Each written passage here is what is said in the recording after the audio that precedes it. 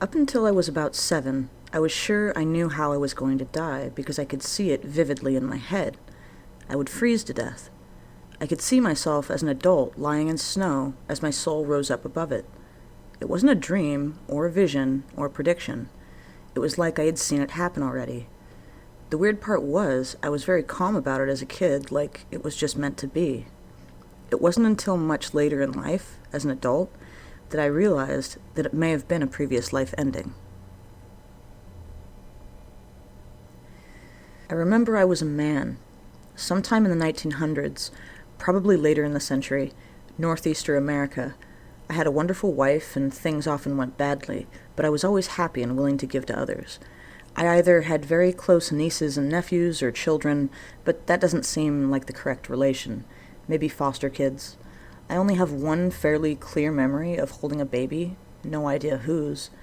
I either lost my wife or my own life in a very traumatic way, I believe by an intruder in our home, as I have a very strong phobia of complete dark and seeing figures in the shadows. I consciously try to make my former self proud, to be generous and accepting and all that. I feel sort of a deep down encouragement by something not exactly me, from my past self. I also used to strongly miss my wife, wondering what form she'd taken on in her new life and that whatever happened, she was happy. Since I've met my girlfriend, I don't think about her as much, and sadly I don't think my girlfriend is her. I still hope she has a wonderful life and that someday we'll bump into each other again. My family is from Suriname, and there's a subculture there which translates to Javanese, I think. Anyways, there's a little Javanese boy who runs to my grandma's house every once in a while and talks about Hindu gods very in depth. I personally don't hold the faith, but my grandmother does, and this kid, who is like 5, knows far beyond what she knows, 50 years in the practice of Hinduism, but has no exposure to it at home. They all say he was some kind of religious figure in a past life. From a very early age, I've had recurring dreams of D-Day. Very violent, realistic dreams that send terror to my very core every single time.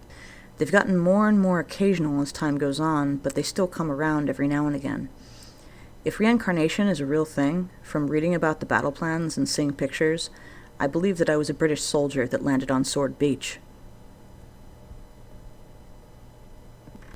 I went under 2 hypnosis regressions with a lady who was trained by Dr. Michael Newton. Now the backstory is that my first memories was being near a heavy forest or jungle. I'm wearing green clothes and walking by a howitzer. I said that word a lot when I was 4 years old, so that connects huge. All of a sudden, there's this explosion, and I remember being thrown from my body, which lands by a river where another dude is walking in it, and bam, I am now a 4-year-old in Ohio.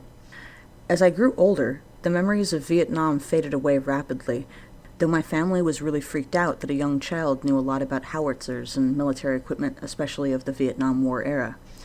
Well, in my regression, I was an Army SFC with an armored cavalry regiment. It was 1967, and we were on a mission in South Vietnam when I got killed by a landmine. A vehicle I was walking beside exploded. I go to the Vietnam Wall site, and there he was. Same guy, rank, MOS, and service length, all correct down to the date I remembered dying. My jaw fucking dropped. My ex-girlfriend's uncle was actually in the same battalion and showed me the journal entry the day his SFC was killed after I told her how the regressions went. He was the guy walking in the river the moment I was thrown out of my body then.